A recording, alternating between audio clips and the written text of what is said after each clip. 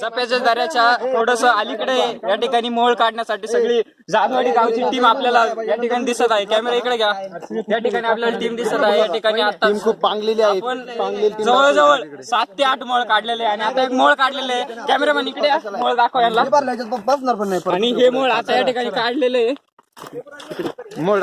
आणि आता हे मोळ दाखवा. हे मोळ काढलेले आहे आणि आता आपण एक्सपर्ट आदित्य सोमवंशी यांच्याकडे जाणार आहे. आपण त्याचं वजन वगैरे सगळं जाणून घेणार आहे. आदित्य सोमवंशी घ्या. आदित्य सोमवंशीजी, आता आपण जे मोळ काढलेलं आहे हे या मोळाचे वजन किती अंदाजे?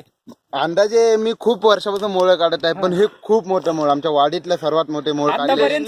म्हणजे ऐकलं का यांचं म्हणणं आहे हे मोळ आतापर्यंत सगळ्यात मोठं मोळ आहे.